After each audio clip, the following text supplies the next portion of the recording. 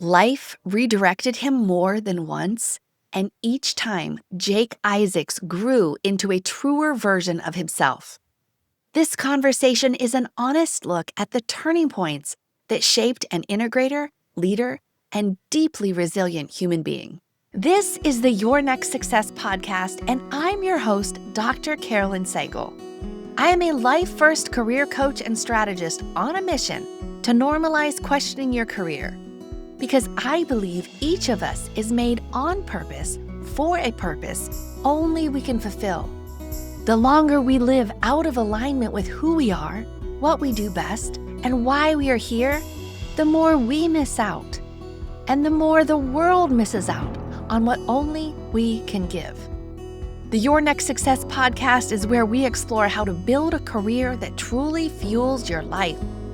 We talk about self-discovery, smart job search strategies, professional growth, and you will hear stories from people who have navigated big career transitions themselves, so you can create a life-first career and become your own version of authentic success. Today's guest is Jake Isaacs, serial integrator, co-founder of Gathering the Kings, and a leader who brings clarity and calm into the chaos of business growth. Jake has spent more than 2 decades in operations and leadership, helping entrepreneurs build efficient companies, strengthening their teams, and creating more margin for what matters most. His story is rich with movement, reinvention, loss, faith, discipline, and the kind of resilience forged only through honest reflection. I am grateful to share this conversation with you. Jake's journey is a study in redirection. He grew up moving constantly, learned to integrate fast, rose quickly in his career, burned out hard, lost marriages, rebuilt his life again, and eventually found a path that matches both his gifts and his heart. In this episode, we explore the moments that recalibrated him, the lessons he carried forward, and the clarity he now uses to guide entrepreneurs into healthier, more intentional success. Jake Isaacs, welcome to Your Next Success. I have been looking forward to this for a very long time, and I'm so excited that this day is finally here. I agree. I've just been on pins and needles since we first met about this recording. So thank you for having me. Absolutely. I'm just thrilled we could make this happen. So, as you know, I love talking about people's careers, career transitions, how their definition of success changes. And we're going to get to a lot of the fascinating things that you do now with the mastermind of Gathering the Kings, being an integrator, very successful entrepreneur, winning in all phases of life. And let's take it back to the beginning. Can you help me understand a little bit about your childhood? Like, where did you grow up? What was that like for you, for the little Jake? Yeah. By the time I had turned 18 years old, Caroline, my family had moved 12 times. And I'm not talking different house, same city. I'm talking across the country. So I joke that my dad was either really good at what he did or he sucked at it. Non-military family, but we just were constantly kind of climbing that ladder of success. And he was leveling up his career and his job. And because of that, at the time, I didn't realize what a gift they were giving me by watching them move across the country to chase success. It really created this freedom for me as an adult where I don't need to be tied to the same 5 mile by 5 mile area where I grew up in order to continue to live my life. And so I've perpetuated that same thing as an adult, moved all across the country, chased opportunities where they became available to me, and just have had a very fruitful and wonderful career in a lot of different sectors of business.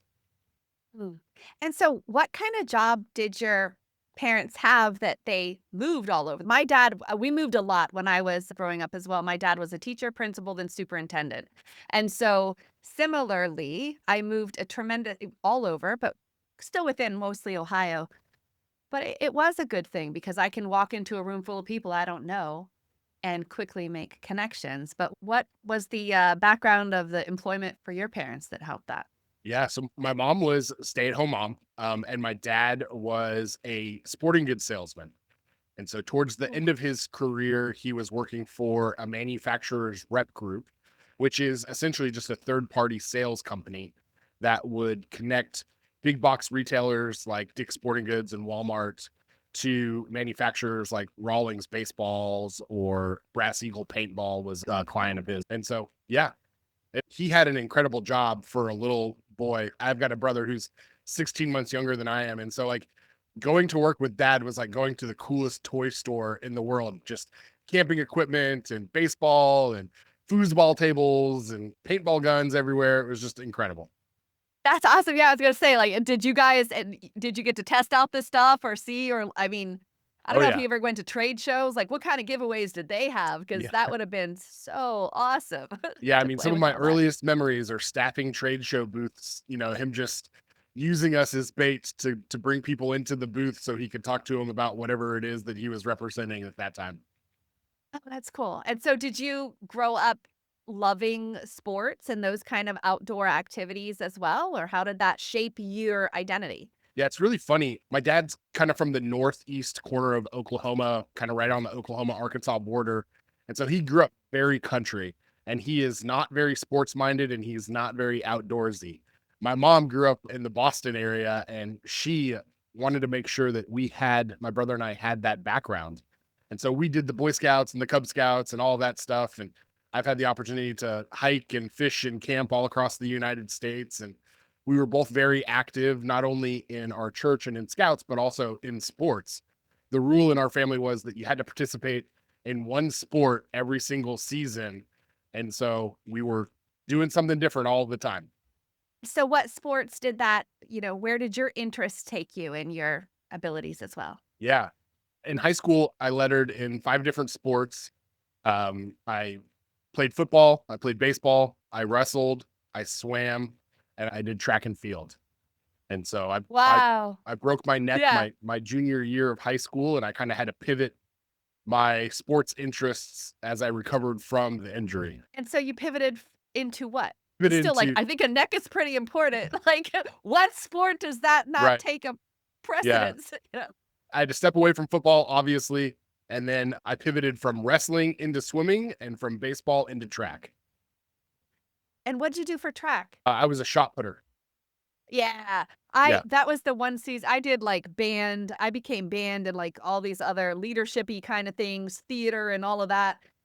But in the spring, I didn't wanna have to, like there wasn't necessarily anything wrong with home, I just loved being out and doing other things, so I decided track, but I didn't run at that point unless someone was chasing me.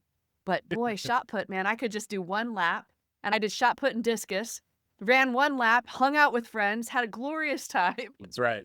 My defensive line coach for the football team was also the shot putting coach, and so I Cool. didn't really join the track team because I was interested in shot put.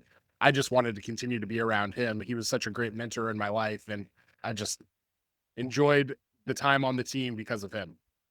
Oh, that's awesome. That's awesome. And so in all your moving, do you still so it was high school in the same area, or did you move during high school as well? Yeah, no, thankfully I was able to stay in the Chicagoland area for all 4 years of high school.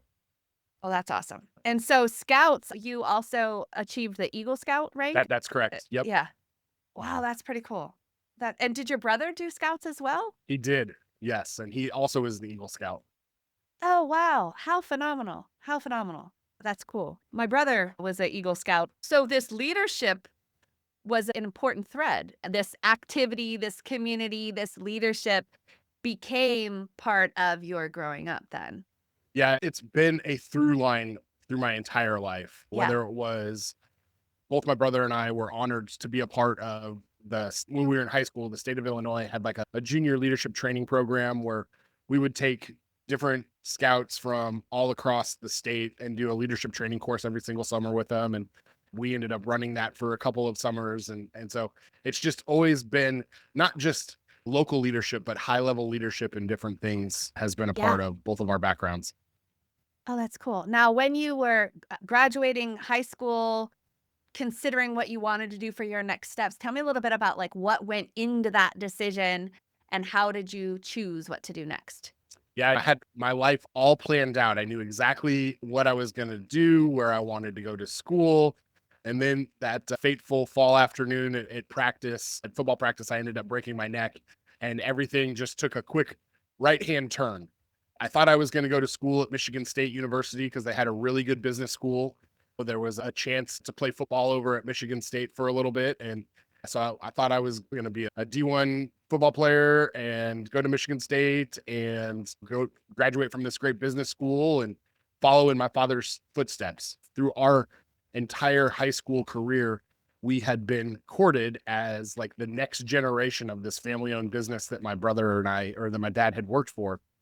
And so we were kind of the gap generation between my dad's business partner and his kids. And so we'd get pulled out of school and go to pitch meetings for different lines as like just the health of the company and the longevity of the company was going to be intact. And so when we got out of college, both my brother and I rebelled against that path for us. So where did you end up going to school then? I went to a small college in Kansas called Haskell Indian Nations University. Oh, And nice. no, you can't tell by looking at me, but my dad's side of the family is all Native American. My mom's side of the family is all Irish potato farmers. And I got the Irish looking genes where Yep. my cousins and everything on my dad's side looked like they just stepped off the reservation. Oh, wow. How amazing. So you went to college there. What did you study then? Business administration with a kind of a minor in speech pathology. So How did you pick that? from all of the leadership training stuff that we had done, I have always felt comfortable being in front of crowds and talking from the front of the room. And so I Yeah. figured if I could get a more formal education that would back some of that up, that it would be good. So that's Wow. why I decided on the minor. Oh, and so then what did you decide to do? Like, I know that you were pulled in a lot to your dad's business, but as you started to make some of your own decisions, where did that lead you for employment or things like that? Yeah, I had a college counselor that we still interact with each other to this day, which I'm super thankful for. But she just told me that careers were changing and the marketplace was changing. My father and grandfather's generations, where it was go to work for one company and retire from that company, that those days were over, and that I needed to be comfortable with change. And so my first big boy job out of college was working for Sprint in Kansas City in their subpoena compliance department. And it was a job that I didn't know anything about. I just needed something to pay the bills so I could continue to support my alcohol habit and my living single habit. And it was an incredible opportunity to just go in and learn something brand new. And again, just over time, kind of the cream rose to the top of the glass and they promoted me into a new position. And in the middle of the training for this promotion that Sprint had decided to give me, I was fired because they did a huge layoff. They cut, like 25% of their staff or something like that.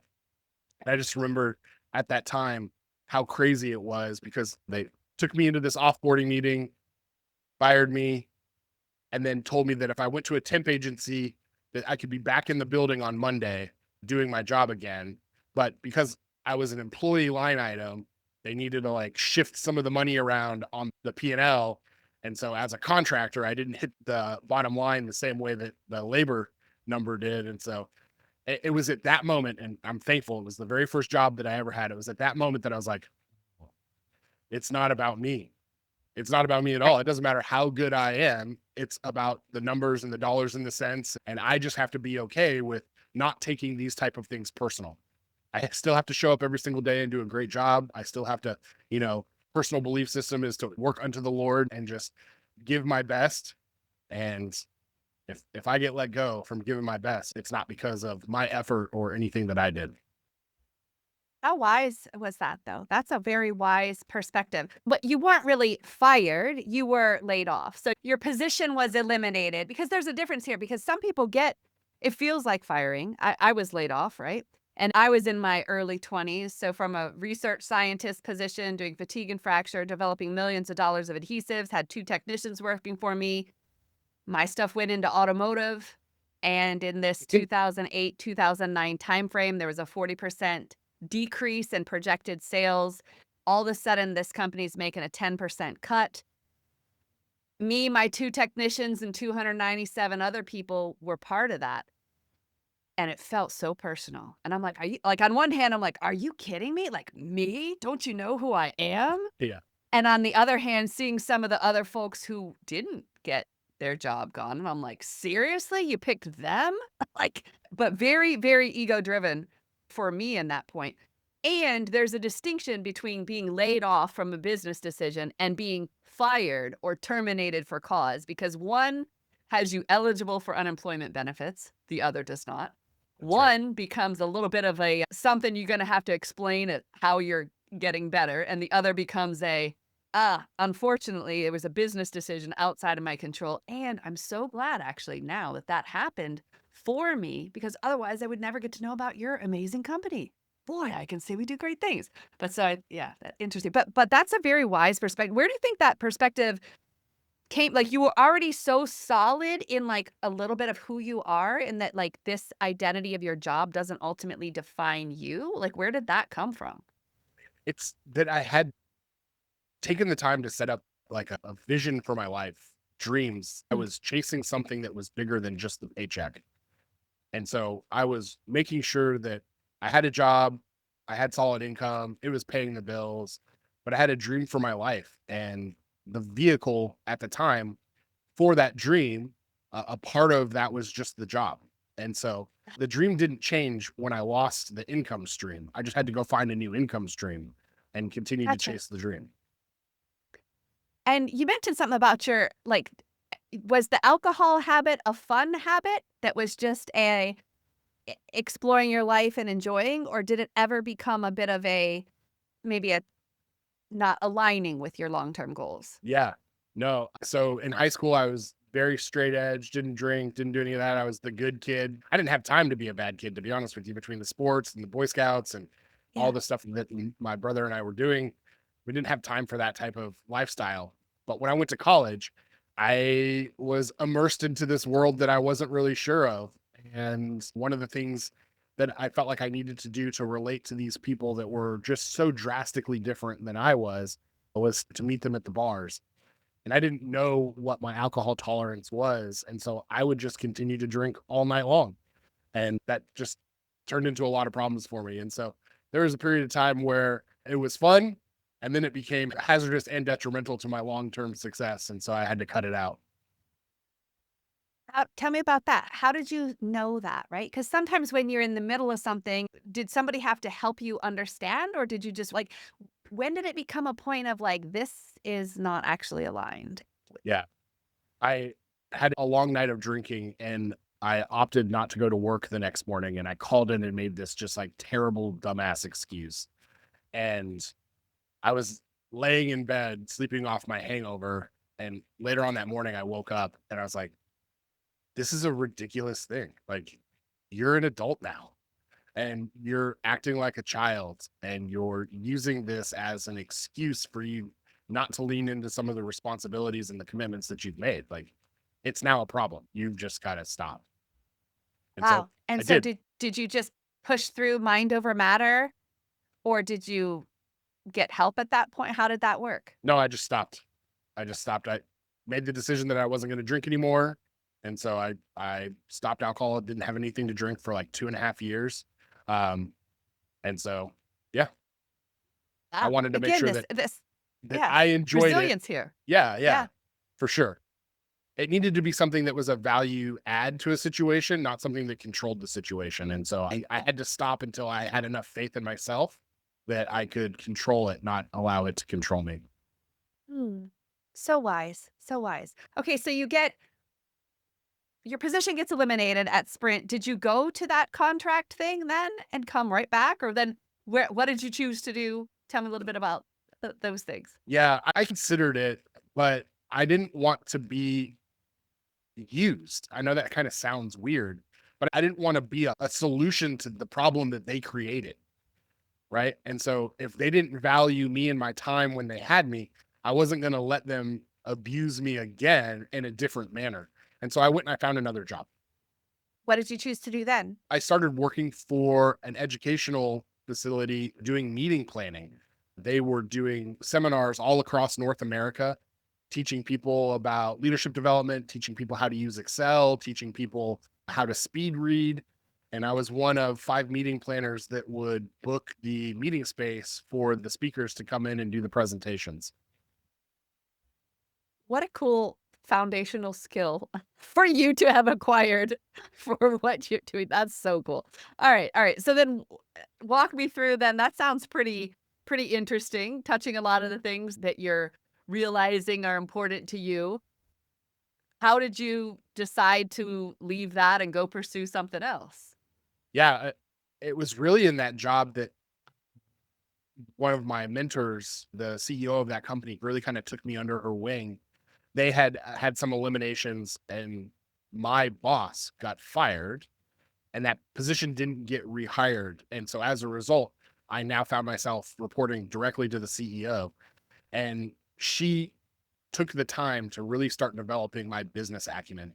I understood leadership and I understood people up to that point, but I didn't understand P&Ls and projections. And she took the time to like really teach me that spreadsheets are the language, the universal language of the boardroom. And that if I wanted to be successful in business, I needed to understand how to walk into an environment, read a spreadsheet, understand a P&L, do cash forecasting and projections. And so I really took my time in that position, learning all of those skills. And a friend of mine who had just left the army had purchased a small business and said, "Hey, I've seen what you've done at Sprint. I see what you're currently doing now. And I think that there's a real opportunity for you to come in and help me run this business now that you have a better understanding of some of these things. Will you come in and help me run it?" And so I ended up leaving that position to get my first operations role running a company for a small family. Oh, wow. And what kind of work did they do? What was the They business purchased a moving focus? company. Yeah. And Oh, so wow. it was a moving company in Kansas City. That's cool. That's cool. Okay. And so a friend calls you, you have this need to kind of level up anyway, and now you expand into this moving company operations. And then what happened? Now you're doing operations work. We took over this company, he and his wife, and kind of the role was she was going to do the marketing, I was going to do the operations, and he was going to do the sales and kind of be the face of the organization. And so that's kind of how we tackled it. And we took the business from one truck and just a little over $100,000 in revenue to 3 years. In 3 years, we had 5 trucks. We had started a franchise system. We sold 3 franchises of the moving company, and we were doing just a little over $1 million in revenue in 3 years. And Oh, so wow. it was just pouring a lot of gasoline, a lot of hard work, and just, you know, being too stupid to fail. We just weren't going to take no for an answer. And we were just kind of young and dumb and just ran after it. It was awesome.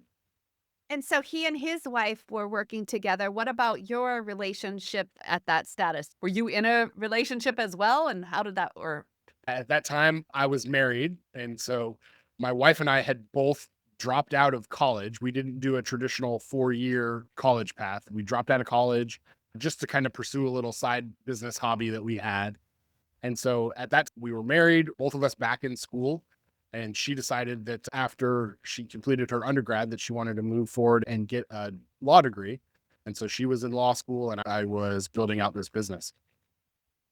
That's so interesting because that's the thing. It's not just the education, it's not just the what you're doing and what's your greater life looking like. And is that working with you, for you, against you? How's all that alignment? Very, very interesting. Why did you or how did that transition into your next thing? I'm fascinated by this whole story. Yeah. So in the process of both of us running after what we thought we wanted, both of us being my wife at the time, and she was all in on school and we thought we were building towards this better life. And I was working my tail off trying to make sure that we could get her through law school without taking on a mountain of debt. And so we were very much two ships passing in the night. And we thought that that was just a season of our life. And really, we didn't understand what we were doing to erode the foundation of our relationship. And so by the Aha. time that she was ready to get out of law school, she was about done with me and my working 20 hours a day for someone else's business. So we ended up getting divorced.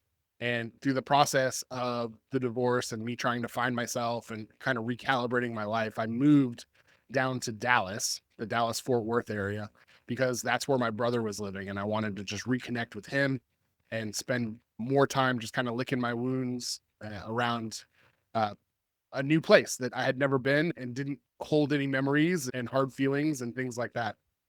I got you. So you left on an adventure just with, I guess, kind of like reminiscent of your parents going to different places. You're just like, all right, I'm just going to pick up and start new somewhere else. Yep. Yep. I left Wow. left all my friends Yeah. behind, left a great job behind, and decided that I was going to move down to Dallas and start over again. My brother ended up introducing me to a buddy of his, and as I was also doing the moving company thing, I had a little side gig because I'm always interested in side gigs. But I was running a home handyman company, and so he knew about my home handyman company and said, "Hey, you don't have a job, and I need a maintenance guy at a couple of my Marriott hotels. You know how to plunge toilets and change light bulbs. Why don't you come work for me and get your feet underneath you, but at least you've got some income coming in?" And I said, "Hey, that sounds awesome. I appreciate it." Yeah. And what I didn't expect at that time, Caroline, was that I was going to fall in love with hospitality. Every time I had the opportunity to learn something from someone at the front desk or from someone at the bar, I just took the opportunity to understand the systems, understand the computer programming, kind of what the process was for all of it. Within 6 months of me going to work for my buddy as the maintenance guy, I got promoted to be an assistant general manager.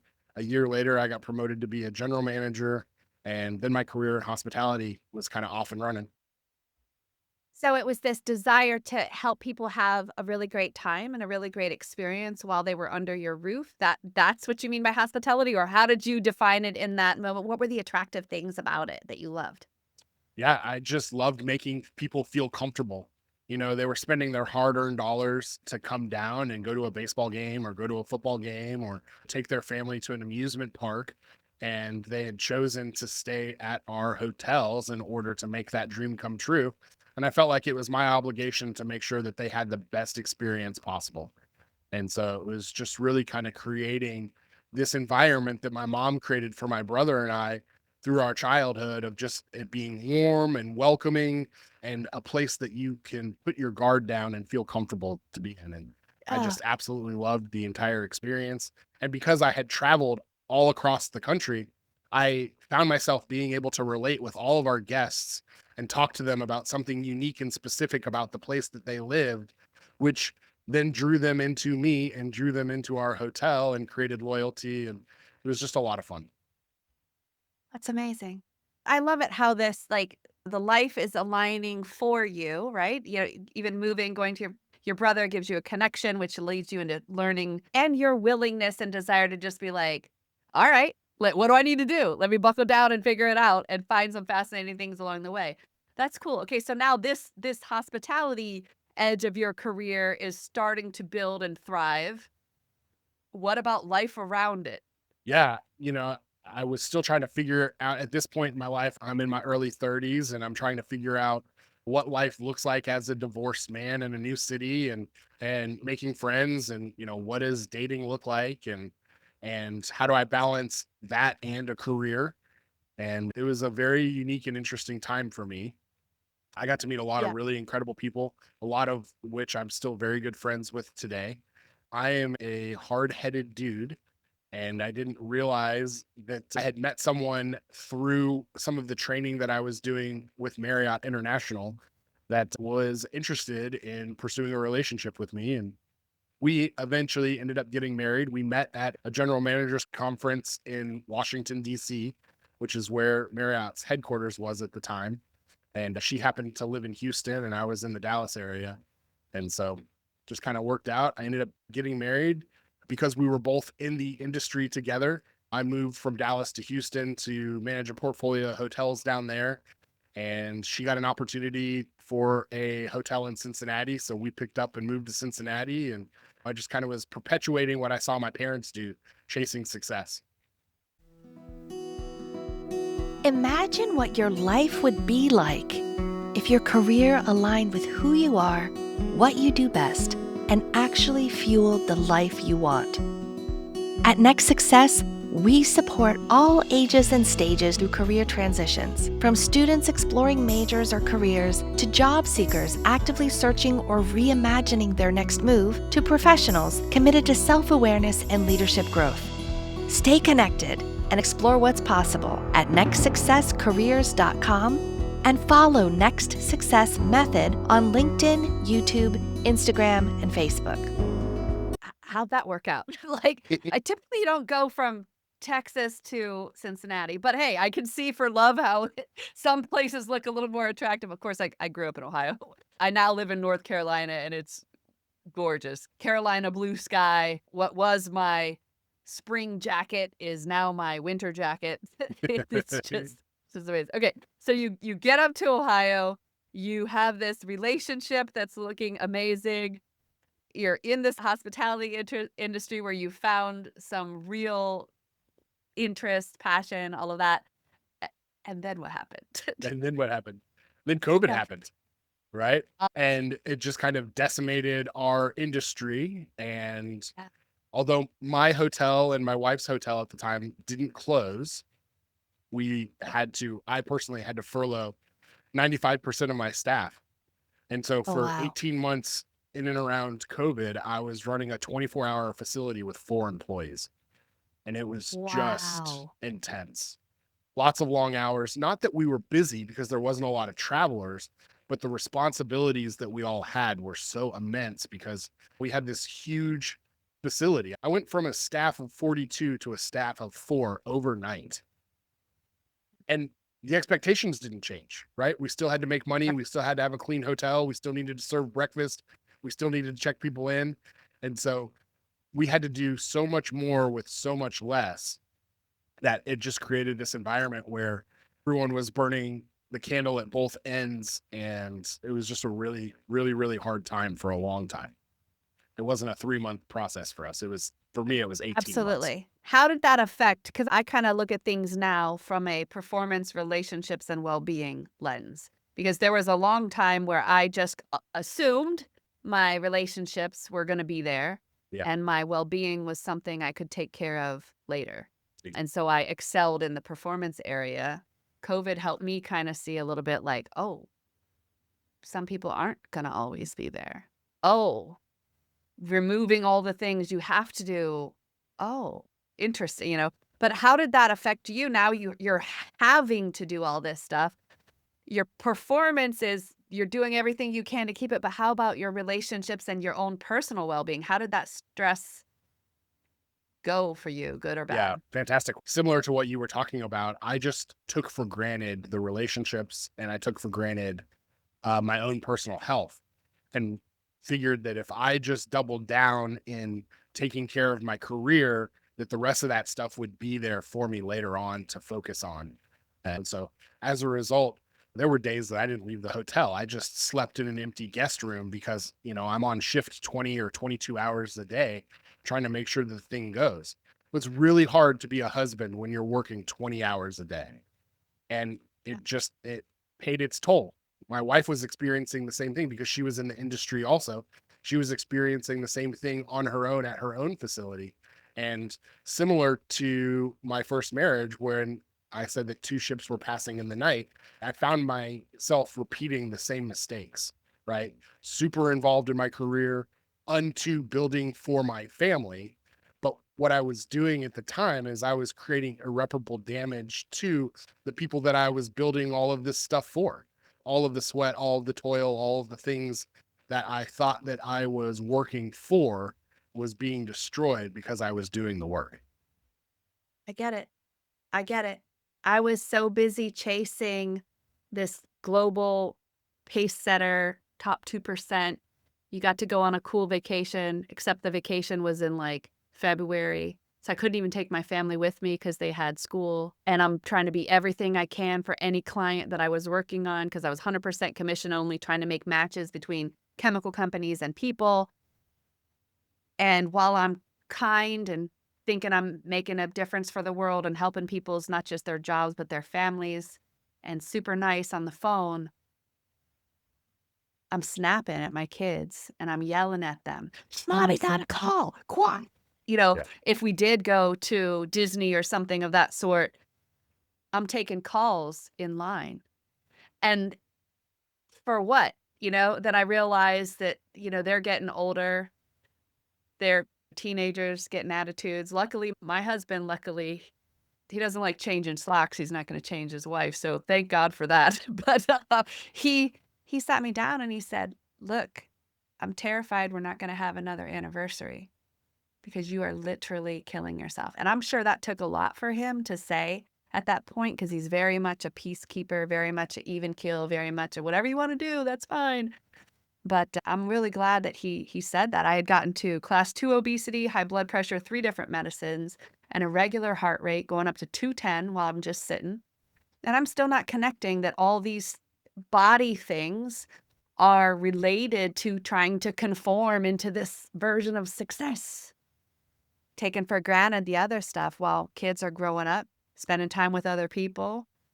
My husband's like, one night of poker becomes 6, you know, because I'm just never there, but I get it. So how'd that go for you then? Then what did you choose to do? Or, because you're kind of torn. You're leading this place now with much reduced staff. I believe trying to do you best you can. She's trying to do the best she can. And then what? Yeah. I mean, the crazy thing is, I don't know if you can relate to this in your own story, but like the accolades kept coming in. I was winning awards, I was getting promotions, like Yep. all of the things that I was working for towards, I was being affirmed with. And so I was seeing the success. And my wife would come home from work and she would have to go into the bathroom and sit on the toilet seat and just cry for 45 minutes to process her stress and her emotions before she could come out and engage with me. And finally, one day she came home and she just said, "Hey, I just want to let you know I quit today. Like, I'm done." And I was like, no conversation about that? Like, that's 50% of the household income is just gone overnight. And so I did the only thing that I knew how to do, which was to work more, which was to work Ah, harder, to be more focused, to be more intentional about trying to grow my career and be successful because I had to make up for us not having the other income anymore. And so as I'm away from the house now, trying to provide for the family, my wife is dealing with all of this emotional stress and burden and toil. And she takes to self-medicating with marijuana during the day. And, so she's going left, I'm going right. Like we're not even talking to each other anymore. I'd be lucky if I'd get home and dinner would be sitting on the counter for me and she was in bed. And well, it turned into living with a stranger. Here, this person was that I said was my best friend, who said that was my soulmate, who said it was the best thing for me. And I just never saw her. And you can't survive in a relationship like that. So eventually, what it came down to is like, I got to get off of this merry-go-round just like she is. And so we decided that I was going to leave my job and that we were going to move across the country. And we weren't going to preactively or preemptively try to find jobs. We decided that we wanted to move to Phoenix. We packed everything own up in a couple of pods, shipped them across the country, and then put some suitcases in our car and took 60 days to drive from Cincinnati, Ohio to Phoenix, Arizona, just stopping and trying to rekindle that passion that we had had in our relationship. Camping, seeing some of the sites, still using our incredible hotel employee discounts and oh, staying wow, in some yeah. just amazing places and just trying to recapture what we had at the beginning of our relationship. Unfortunately, Carolina, it was too little too late, right? Ended up getting to Phoenix after this incredible vacation, this incredible experience. And like now it's time to get serious again. We both have to have jobs. We need to start bringing in some income. We need to figure out what the next chapter of our lives are going to be. And one of the reasons that we had moved west was all of our family had lived on the West Coast. And during COVID, we were isolated and we couldn't be there for my parents or her Um, parents as they were dealing with COVID because we couldn't travel to see them. We weren't close enough to drive. And so mm, we decided that we wanted to move west for that reason. And so she wakes up one day and says, "Hey, I'm gonna go see my aunt. I haven't seen her in a while." And I was like, "Awesome. That's why we moved here. Do that." So she got up on a Saturday morning, went to go visit her aunt, and she just never came home. And that was the end wow. of my second marriage. And so Oh, now I'm in wow. this new place with no job, with no family, with no purpose, with no anything, trying to figure out how do I start over again. And you would use the word resiliency earlier as we were talking, and I'm thankful that that is one of the things that through my childhood that my mom and dad just instilled inside of me, was just this form of resiliency. So I decided I didn't want to go back to hospitality, even though that would be the easiest thing to do. I could have gotten a job immediately, but I wanted to find something that gave me some more intrinsic value. One of the aspects of my career in hospitality that I enjoyed the most was working with local human trafficking organizations to help stop that.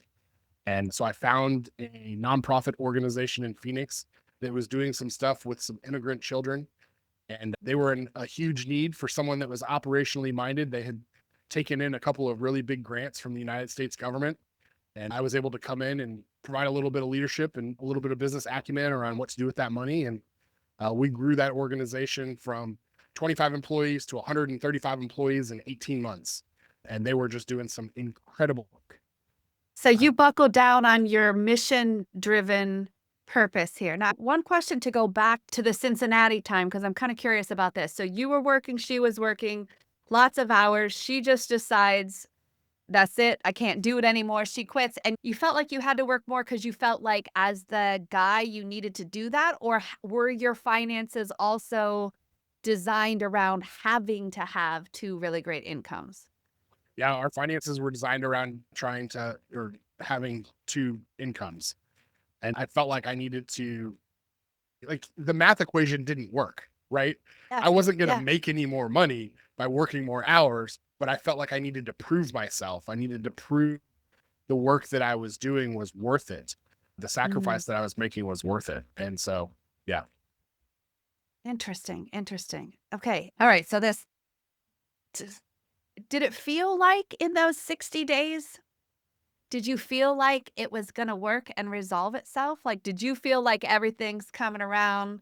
This is the thing, but she wasn't necessarily communicating accurately what her feelings were? Is that what you think kind of happened? Or, Yes, I do. wow. Yeah. Yeah. She was experiencing things differently than I was experiencing them through that trip. We had a Yeah. great time. I thought that we were on the same page. I thought that things were moving in the right direction, and that we were going to be able to get through that time and look back at COVID and laugh about all of the stories that we had. But that wasn't the case. Interesting. Okay. So now you immerse yourself into this incredibly important, high impact human trafficking, helping kind of figure that out. And then what? That seems to be like very purpose fulfilling. How was it all the other parts of your life fulfilling? Yeah. I found myself repeating old habits because I just Good or didn't know bad? any better. Right. Yeah. And so on call 24 hours a day, working Yeah. way more than I should have, because the reality of the situation for me was, Caroline, by working all of the time, it kept me from having to focus on the thing that I really needed to do, which was to heal myself, which was I to get spend it. time healing myself. And so if I just stayed busy with the job, I didn't have to worry about that. And it was the excuse that I kept telling myself, oh, I'll get to it tomorrow, or oh, I'll get to the gym next week, or oh, I'll start that diet here next month. I've got this really Yep. big deadline that I need to meet. And so, I get it. I did it too. I was a head attached to a body, but my brain and whatever, like that had gotten me so far. And thoughts were awesome. Feelings, ooh, I don't know. Feelings started going on emotions and I hadn't developed in that capacity. So I just did everything I could to keep thinking until I couldn't anymore.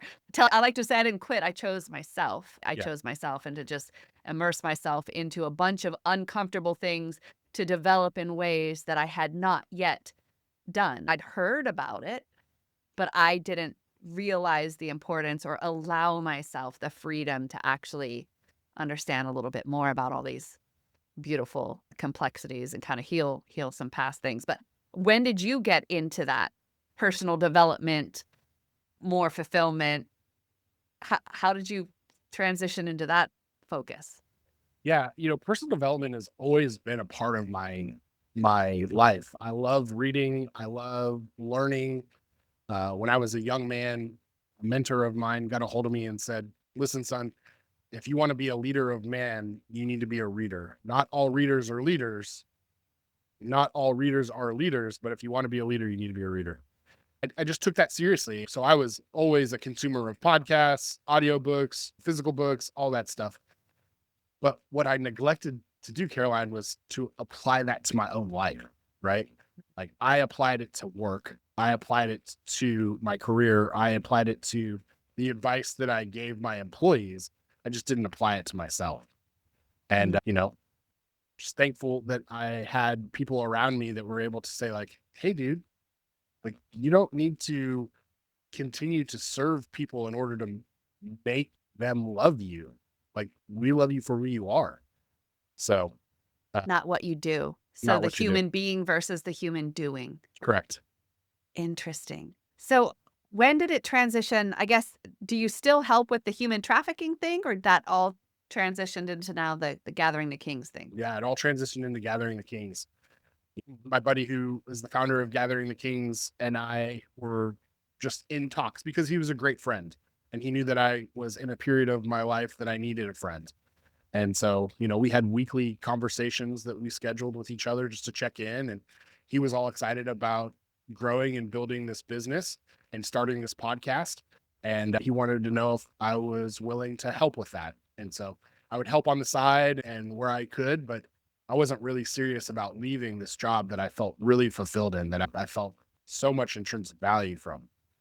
And then one day I had a conversation with my government handler who was responsible for all of the finances and realized that there's no amount of work or effort that I can do. It's never going to be different.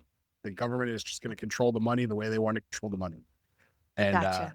it was at that time that I realized like I can continue to stay here and beat my head against the wall, or I can go somewhere where I'm wanted and where I can make a real difference in people's lives. And so Mm. left the ministry and ended up working full time with Gathering the Kings. And how did you get to meet your business partner originally? Like, when did you first start to become friends? What's that story? Yeah, I mean, we met each other. We've been friends for 18, 19 years now. Oh, wow. His at the time girlfriend were introduced to my first wife and I through a series of friends, and we just had stayed in connection with each other. I mean, we have not been best friends through the last 18 years, but we've been a part of each other's lives. And some seasons we were really close, and some seasons we weren't, but we just always were there for each other when we need each other. And Oh, it's been a great, fruitful relationship and a lot of fun. and so now you're basically utilizing all these skills you've developed, plus now you're in control of your own destiny, and you're doing great things by helping others become even greater, even better at they are. Tell me a little bit about like what is your, well, tell the listeners, what's the mission of Gathering the Kings? How do you help people? How do you serve? And how are you loving it? Yeah. So Gathering the Kings is an entrepreneurial mastermind community. Our goal is to help businesses grow profitably, help business owners work less, and the most important part is for them to win at home, right? Not perpetuate the same mistakes that I made through 2 marriages. My business partner, his name is Chaz. He and I are the yin and yang, or the 2 different sides of the coin. He married his high school sweetheart. They have 4 beautiful children, have been married to over 20 years now, and just have this incredible relationship. And then there's Jake, who is still trying to figure all of it out. And thankfully, through his encouragement, we've been able to talk a little bit more about some of those mistakes and be more public about my experience as well, because it also matters, right? Absolutely. You can be intentional and be successful. Both of those things can happen at the same time. So, what was your definition of success? Like, let's say from that maybe early 20s, Jake, what did you think success meant or was from that lens then? Yeah, I would have defined it as not having to be controlled by anyone, whether that's financially, with time, any of that stuff. And how's it evolved now to this refined, leveled up Jake? Well, you're too kind. I'm not sure that refined is the right word, Why but not? Everybody's a work in progress. That's why my company is Next Success, right? Because I'm like, however somebody is that got you to today, dang, you are a success already because you're here. You are yeah, here. And now what, right? And just like I think you're a man of faith as well, but like God doesn't look at us and see anything other than the amazing beauty that we are. And if we could learn to have that own viewpoint of ourselves also, unconditional, just love, acceptance, wanting the best, that that's where it's at. That's what I want to aspire to be now and not like, oh, I shoulda, coulda done this or I shoulda done that or, oh man, I'm a real, no. If I'm just as valuable as every other plant, flower, tree, mountain, creature, all of that, if this world needed one of me too, then who am I to say that now? Can I level up? Absolutely. Can I become better, getting better skills, make a better experience here for my family, my community? Absolutely. And I got to today. So I would say you are already a success. Absolutely. Up, down, and sideways. And I can't wait to see what you do next. But the question was, how do you define success now for you? Like, what's your version? yeah. I think the most important thing about that is that we all need to define success for our own individualness, right? We live in this culture with Instagram and TikTok that it's very easy to judge your life based off of what you see from someone else. And so when I talk about success or when I talk about what I think the exceptional life is, that's really good for me, but that doesn't have to be what it is for you. And most people, unfortunately, will not slow down enough to define what success looks like for them. And so for me, what does success look like for me? It's having people around me that love, care, and support me for who I am. It's having the ability to do what I want, when I want, where I want. The dreams that 20-year-old Jake had, he gets to live today. And it's incredible. I am so thankful that I get to travel the way that I get to travel. I get to spend time with the friends across this country that I have made and developed over the course of my lifetime. And I get to do a job that not only am I good at, but it fulfills me. It makes me want to continue to improve and be better because I want to continue to help others improve and be better. Yes. Yes. I'm there with you 100%. How do people work with you? How do people find you? How do people find out more? You can find more about Gathering the Kings at gatheringthekings.com. I'm very active on both Facebook and LinkedIn and can be found at Jake Isaacs. One of the things that we do is not only help entrepreneurs be successful as entrepreneurs. So we do a coaching program, one-on-one executive coaching. We've got the mastermind program. We do in-person training around leadership and sales and marketing and all of the things. But the thing that we're the most passionate about is making sure that we help curate intentional time with the business owners and their families. And we do a family vacation every summer. We call it the Family Mastermind Experience. And it's a week-long vacation to a tropical location. We'll bring in parenting and marriage experts for some intentional classwork for the spouses to do. And then we curate these really cool workshops for kids around entrepreneurship, leadership development, money management, and helping them just grow their skills as young entrepreneurs as well. And it's cool to see families from all across the United States who are like-minded in their Yeah. desire to be entrepreneurs inside of their communities. But sometimes, Caroline, that's a lonely existence because the people around you can't relate to the stress and pressure. And That's right. we have this unfortunate proclivity to take that out on the people that we love. And so by being able to slow down and put families in environments with each other where game can recognize game and you can instantly appreciate the suffering and the hardship and the success that you've had because you've experienced it also. Mm, that sounds So beautiful. And it's so lovely also for the kids to get to, kids of all ages to get to experience and see. And their yeah, other families are going through similar yeah, similar things. Now it'll be interesting to see though how many of these younger generations choose to want to perhaps be that next gen that could be lined up for them. That'll be interesting to see how that develops.